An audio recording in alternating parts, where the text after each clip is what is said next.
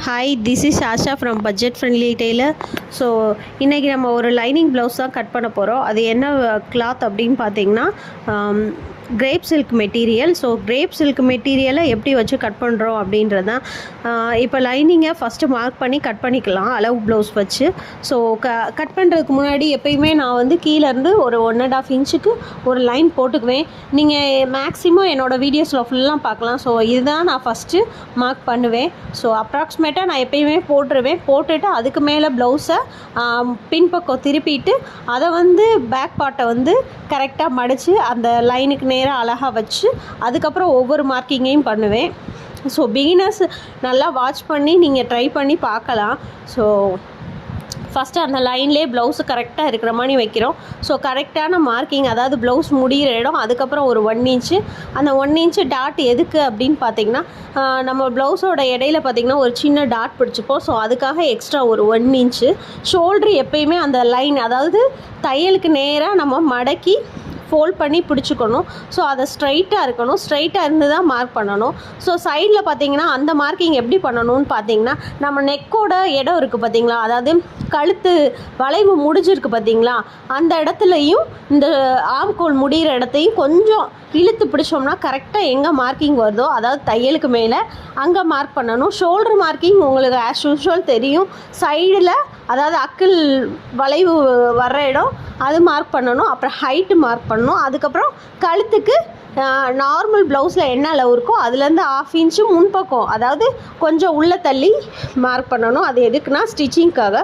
So அந்த லைன்லேருந்து ஸ்ட்ரைட்டாக ஒரு லைன் ப்ளஸ் இந்த நம்ம முதுகு உயரத்துக்கு ஒரு மார்க் பண்ணியிருப்போம். அந்த லைனை இந்த மணி எல் ஷேப்பில் ரெண்டுமே கரெக்டாக மார்க் பண்ணிக்கணும். இந்த எல் ஷேப் எதுக்கு அப்படி போடுறோம் அப்படின்னு பார்த்தீங்கன்னா அந்த வளைவு கரெக்டாக கொண்டு வர ரீசனுக்காக தான். எல்லா ப்ளவுஸுக்கும் இந்த மாதிரி நம்ம போட்டு மார்க் பண்ணும்போது அந்த வளைவு ரொம்ப அக்யூரேட்டாக கரெக்டாகவும் வரும். ஸோ அதுக்காக தான் இது வந்து ரவுண்ட் நெக்குன்றனால தான். ஸோ டெப்த்து யூ, அதாவது நல்ல டீப்பான ஒரு யூ ஷேப்காக மேக்ஸிமம் நான் இந்த ஸ்கேல் வச்சு இப்போ ரீசெண்டாக தான் போட ஆரம்பிச்சிருக்கேன். முந்தி வந்து இந்த ஸ்கேல் யூஸ் பண்ண மாட்டேன். ஸோ இப்போ ஒரு சின்ன பழக்கமாக்கிக்கிட்டேன். ஸோ பிகினர்ஸு இந்த மாதிரி ஸ்கேல் வச்சு போடும்போது நெக்கு இந்த ஆம்கோல் வளைவெல்லாம் கொஞ்சம் கரெக்டாக வரும். ஸோ முடிஞ்ச அளவுக்கு இந்த இதை வச்சு ட்ரை பண்ணி பாருங்கள். ஸோ இப்போ பேக் பார்ட்டை மார்க் பண்ணியாச்சு. ஸோ அதுக்கேற்ற மாதிரி கட் பண்ணிடலாம். நம்ம மார்க் பண்ண ஏரியாவை கட் பண்ணி எடுத்துடலாம்.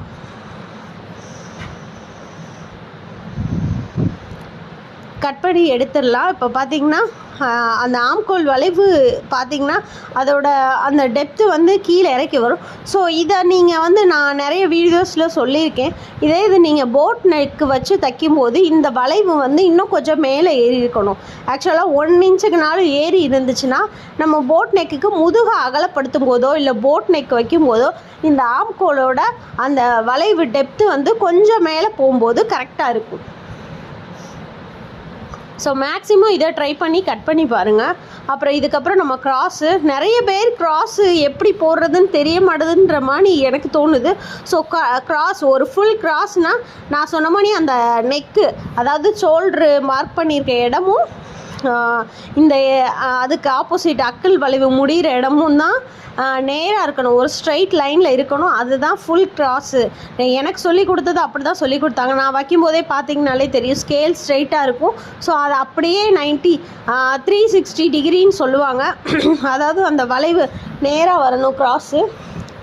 அந்த மாதிரி இந்த ஸ்ட்ரைட் லைன், அதாவது 2 பக்கம் ஃபோல்ட் பண்ணியிருக்கோம் பார்த்திங்களா, அந்த 2 எட்ஜும் வந்து அந்த ஷோல்டரோட, அதாவது தோள்பட்டையோட ஒரு நுனையும் அக்கிள் வளைவு முடிகிற ஒரு நுனையும் வந்து கரெக்டாக மீட் பண்ணுற இடமா இருக்கணும். ஸோ ரெண்டும் அந்த நேர்கோட்டில் இருக்கிறது தான் ஒரு ஃபுல் க்ராஸு. என்னை பொறுத்த வரைக்கும் அப்படி தான் நான் எல்லாத்துலேயுமே மார்க் பண்ணுவேன். நீங்கள் மேக்ஸிமம் பார்த்துருப்பீங்க. ஸோ நான் லைனிங் கிளாத்தை எப்படி வச்சு மார்க் பண்ணுறேன்னு நீங்களும் பார்த்துக்கோங்க. அது மாதிரி ஒரு சின்ன டிப்ஸுன்னு சொல்லிக்கிறேன். ஸோ பிகினர்ஸு இந்த மாதிரி ட்ரை பண்ணி க்ராஸ் பீஸ் கட் பண்ணுங்கள். கண்டிப்பாக ரொம்ப நல்லாயிருக்கும். ஸோ இப்போ நம்ம வந்து முன்கழுத்து உயரத்தை மார்க் பண்ணுறோம். ஸோ அவங்க ஹைட்டு என்ன இருக்கோ அதை விட மேலே ஒரு 1/2 இன்ச்சு தையலுக்காக, அது மாதிரி கீழே கரெக்டாக அந்த பட்டியும் அந்த முன் பீஸையும் ஜாயின் பண்ணியிருக்க இடத்துல ஒரு மார்க்கு ப்ளஸ் அதுக்கு ஒரு 1/2 இன்ச்சு, அதுக்கு கீழே 1 இன்ச்சு எதுக்குன்னா ஒரு டாட் பிடிப்போம், சென்டர் டாட்டு.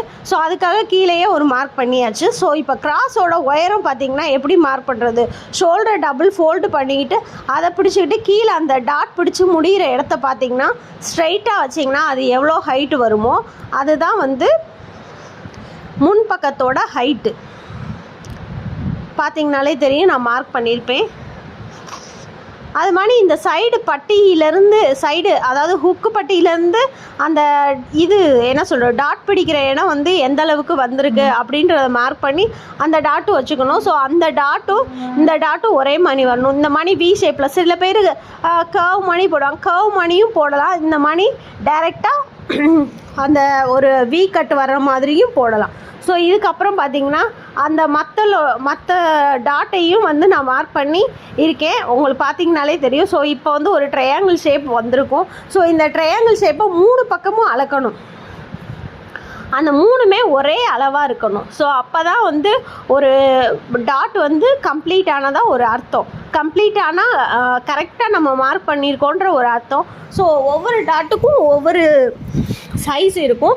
அதாவது ஆம்கோல் பகுதியில் வர்ற டாட் வந்து 1/4 இன்ச்சு தான் பிடிச்சிருப்போம். 1/4 இன்ச்சு பிடிச்சி 3லேருந்து 4 இன்ச்சு வரைக்கும் லென்த்து கொடுப்போம்.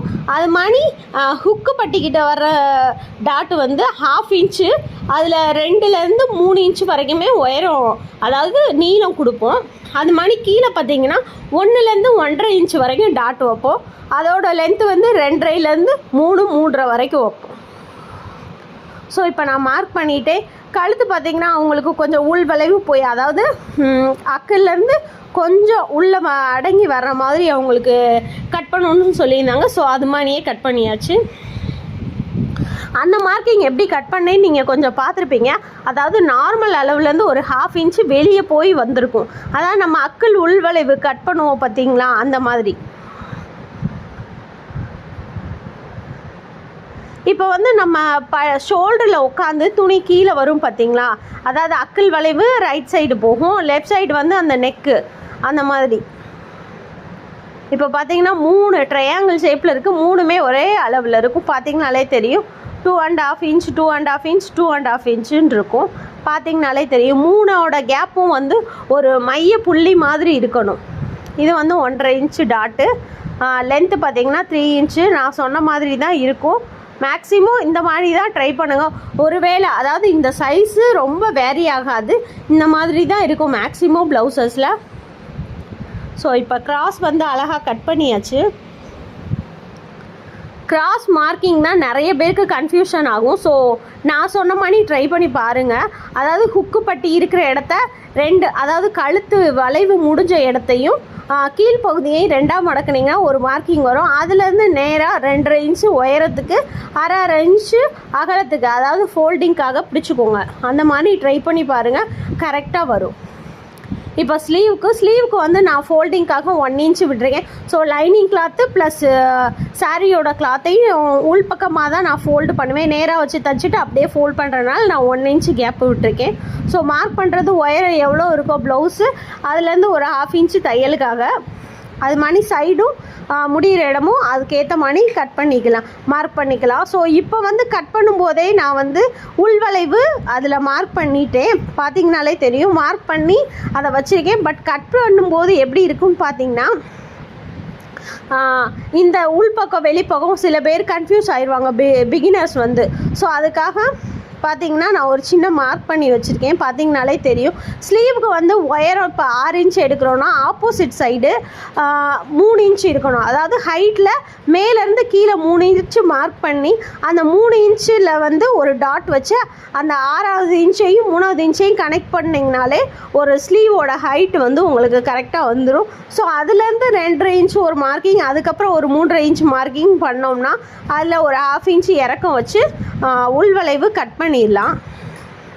ஸோ அதை டிஃப்ரென்ஷியேட் பண்ணுறதுக்காகவே நான் வந்து இதை வந்து திருப்பி வைப்பேன். நீங்கள் அதை கொஞ்சம் நல்லா வாட்ச் பண்ணுங்கள். இப்போ உள்வளைவையும் வெட்டிட்டேன். இப்போ இது வலது கைக்கு எது வரும் இடது கைக்கு எது வரும் கன்ஃபியூஸ் பண்ணாமல் இருக்கிறதுக்கு இந்த மாதிரி நீங்கள் லைனு எப்பயும் போல் போட்டுருங்க. 1 இன்ச்சு 2 பக்கமுமே 1 இன்ச்சுக்கு லைன் போட்டுருங்க. அந்த லைன் போட்டதுக்கப்புறம் இந்த மாதிரி அதாவது வலது பக்கமும் இடது பக்கமும் இந்த மாதிரி ஃபோல்டு பண்ணி பார்க்கலே உங்களுக்கு தெரியும் எது வலது பக்கம் வரும் எது இடது பக்கம் வரும்னு. ஸோ நான் ரைட் லெஃப்ட்டு நான் மார்க் பண்ணிக்கிட்டேன். ஸோ இது பிகினர்ஸுக்கு யூஸ்ஃபுல்லாக இருக்குன்றதுக்காக தான் இதையும் நான் சொல்லியிருக்கேன். பட் நம்ம இந்த மாதிரி பண்ணும்போது கொஞ்சம் ஈஸியாக இருக்கும். கன்ஃபியூஸ் பண்ணாமல் நம்ம லைனிங்கை வச்சு அதாவது தப்போம், இல்லைன்னா மறந்துடுவோம், சில நேரம் கரெக்டாக இல்லாமல் எப்பயும் போல் சரியாக இருக்கும் ஸ்டிச் பண்ணிடுவோம். ஸோ அதுக்காக தான் இது.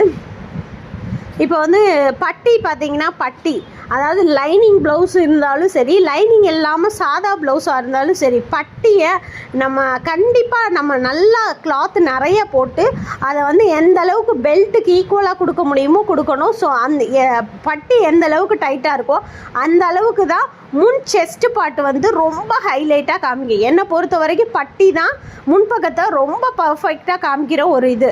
அதனால் நான் மேக்ஸிமம் பட்டி துணியை மட்டும் நல்லா திக்காகவும் ஒரு 4 கிளாத் கொடுத்துருவேன். இப்போயே நான் ஃபோல்டு பண்ணும்போது இதில் 2 கிளாத் இருக்கும். இது போக லைனிங் ப்ளவுஸ் அதாவது ப்ளவுஸில் பார்த்திங்கன்னா எப்படியும் ஒரு துணி இருக்கும். இல்லை பெரிய கிளாத்து நிறைய கிளாத்தாக இருக்குன்னா அதையும் நான் 2 பீஸாக வச்சுருவேன். ஸோ அப்போ 2 வைக்கும்போது 4 பீஸ் வந்துடும். ஸோ பெல்ட்டு ரொம்ப திக்காக இருக்கும். பட்டிக்கு முடிஞ்ச அளவுக்கு திக்காக கொடுத்துருங்க. ஏன்னா பட்டி எந்தளவுக்கு ஸ்ட்ராங்காக இருக்குதோ அந்தளவுக்கு தான் வந்து கீழே செஸ்ட்டுக்கு கீ பாட்டு வந்து மடங்காமல் இருக்கும். துணி கம்மியாக கொடுத்தா அந்த இடம் வந்து ஃபோல்ட் ஆகும். ஃபோல்ட் ஆகும்போது செஸ்ட்டு பாட்டு வந்து ஒருவேளை லூஸாக இருக்குது அந்த மாதிரி மடங்குது அப்படின்னும் போது செஸ்ட்டு பாட்டு கீழே இறங்கிறதுக்கு நிறைய வாய்ப்பு இருக்குது. ஸோ முடிஞ்ச அளவுக்கு ப்ளவுஸுக்கு பட்டி வந்து திக்காக கொடுங்க. ஒரு 2-3 கிளாத் கொடுங்க. இதுக்கப்புறம் ஒரு சிம்பிள் ஈஸி டிப்ஸ் என்னன்னு பார்த்தீங்கன்னா, இது வந்து கிரேப் சில்க்கு வலுவலுன்னு இருக்கும், ரொம்ப வழுக்கும், பார்த்தீங்கனாலே தெரியும், கையில் வச்சாலே வழுக்கிக்கிட்டு போகுது. ஸோ இதை வந்து கரெக்டாக நம்ம டபுள் ஃபோல்டு பண்ணிடணும். இப்போ பார்டர் இருந்தாலும் சரி பார்டர் இல்லைனாலும் சரி இந்த ஷேப்பில் வந்து நீங்கள் மடிச்சிருங்க. கரை டு கரை நம்ம மடிப்போம். ஸோ அது மாதிரியே மடிச்சிருங்க. அப்படி மடிக்கும்போது உங்களுக்கு சின்ன கைக்கு நிறைய ஜாயின் போடுற மாதிரி அந்த மாதிரிலாம் வரும். ஸோ அதுக்கு இந்த மாதிரி நம்ம கரை டு கரை ஃபோல்டு பண்ணுற மாதிரி லைனிங் கிளாத்துக்கு மடக்கிற மாதிரி மடக்கிடுங்க. மடக்கி அதை வந்து ஸ்ட்ரைட்டாக போட்டுருங்க. எப்பயுமே வந்து சாரீ கிளாத்துலேருந்து நம்ம ஒரு லைனிங் கட் பண்ண லைனிங்கை வச்சு கட் பண்ணணுன்னும் போது ஸோ ஃபஸ்ட்டு கிளாத்தை நல்லா ஃபோல்டு பண்ணி டபுள் ஃபோல்டு பண்ணி விரிச்சிருங்க. ஃபுல்லாக கம்ப்ளீட்டாக விரிச்சிட்டு ஸோ இது மேலே வந்து ஒவ்வொரு லைனிங்கையும் வந்து ப்ளேஸ் பண்ணுங்கள். அதாவது இந்த மாதிரி இருக்கிற கிளாத்துக்கு வந்து பார்த்திங்கன்னா இந்த மாதிரி லைனிங் கிளாத்தை இந்த துணி மேலே வச்சு ப்ளேஸ் பண்ணி பாருங்கள். அதாவது எதுக்கும் ஒட்டு போடாத அளவுக்கு ஒரு ஐடியா பண்ணி நீங்கள் ஃபஸ்ட்டு வச்சு ட்ரை பண்ணி பார்த்துட்டு கட் பண்ணுறது ரொம்ப ஈஸியாக இருக்கும்.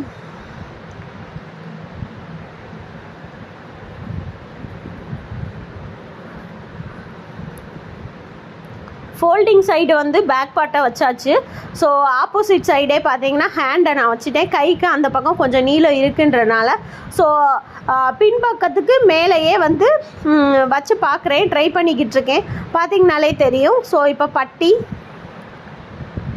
வந்து முன்பக்கத்துக்கு அதாவது இப்போ பின்பக்கத்துக்கு மேலே பட்டி வருது. ஸோ எந்த இடமும் துணி வந்து கூட குறைய இல்லாத அளவுக்கு கரெக்டாக மார்க் பண்ணியிருக்கோம். மார்க் பண்ண லைனிங்கை வந்து அழகாக ப்ளேஸ் பண்ணி வச்சுக்கோம். ஸோ இந்த மாதிரி சிம்பிளாக நம்ம வச்சு ட்ரை பண்ணும்போது ஈஸியாகவும் இருக்கும், பார்த்தீங்கனாலும் தெரியும்.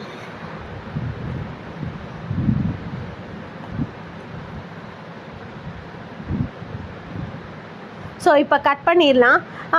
சில பேருக்கு வந்து இது அப்படியே வச்சு கட் பண்ண தெரியலை அப்படின்னா இதுக்கு மேலே வந்து நீங்கள் ஒரு சின்ன பின் பண்ணிக்கலாம். அதாவது குண்டூசி வச்சு இந்த லைனிங் கிளாத்தையும் இதுவும் கரெக்டாக வச்சு அதாவது நகராத அளவுக்கு நீங்கள் வச்சு கட் பண்ணலாம். நான் வந்து எனக்கு தேவைப்படாது, நான் மேக்ஸிமம் அப்படியே கட் பண்ணிட்டேன். ஒவ்வொரு சில நேரம் எனக்கும் தேவைப்படும் கிளாத், அதாவது பூனம், சாஃப்ட் பூனம், லைட்டு பூனம், டிரான்ஸ்பரண்ட்டாக இருக்க கிளாத்தெல்லாம் வந்து ரொம்ப நகரும். ஸோ அதுக்கேற்ற மாதிரி நான் வந்து பின் பண்ணிக்குவேன். ஸோ இந்த கிளாத்துக்கு நான் மேக்ஸிமம் பின் பண்ணலை, பார்த்திங்கனாலே தெரியும். ஸோ இது லைட்டாக கை வந்து அகலம் பத்தாத கைன்றனால ஒட்டு போட வரும்னு சொல்லி 2 பக்கமே ஒரு 2.5 இன்ச் எக்ஸ்ட்ரா தான் நான் வந்து ஸ்லீவுக்கு விட்டுருக்கேன். அதாவது சாரீ கிளாத்லேருந்து உங்களுக்கு பார்த்திங்கனாலே தெரியும் லைட்டாக நகரும். ஸோ அதுக்கு தான் பின் பண்ணிட்டீங்கன்னா உங்களுக்கு யூஸ்ஃபுல்லாக இருக்கும். பின் பண்ணிவிட்டு நீங்கள் இந்த மாதிரி லைனிங் கட் பண்ணிங்கன்னா ஈஸியாக இருக்கும். இந்த மெத்தடில் நீங்கள் லைனிங் அதாவது கிளாத்தை சாரீ கிளாத்தை விரிச்சிட்டு லைனிங் கிளாத்தை அதுக்கு மேலே ப்ளேஸ் பண்ணிவிட்டு நீங்கள் கட் பண்ணும்போது ரொம்ப ஈஸியாக இருக்கும். சின்ன ஐடியாவும் நம்மளுக்கு கிடைச்ச மாதிரி இருக்கும். ஸோ ஸ்லீவ் பார்ட்லேருந்து 4 பார்ட்டையும் வந்து நம்ம கட் பண்ணியாச்சு. பார்த்திங்கனாலே தெரியும். இப்போ எல்லாத்தையும் கட் பண்ணி முடிச்சாச்சு. இது பட்டியும் கட் பண்ணியாச்சு. பட்டி எந்த அளவுக்கு திக்காக இருக்கணுமோ அந்தளவுக்கு திக்காகவும் கட் பண்ணியாச்சு. ஸோ நம்ம ஒரு ஃபுல் ப்ளவுஸாக அழகாக கட் பண்ணியாச்சு. இந்த ப்ளவுஸ் எல்லாம் எப்படி கட் பண்ணியிருக்கோம் என்னன்றதை சின்ன சின்ன மெத்தடோடு சொல்லியாச்சு. ஸோ நெக்குக்கு இந்த மாதிரி ஒரு ஸ்கேலும் யூஸ் பண்ண சொல்லியாச்சு. ஸோ இந்த ஸ்கேலு எல்லா பர்பஸும் உங்களுக்கே தெரியும். வீடியோ பிடிச்சிருந்தால் லைக் பண்ணுங்கள், ஷேர் பண்ணுங்கள்.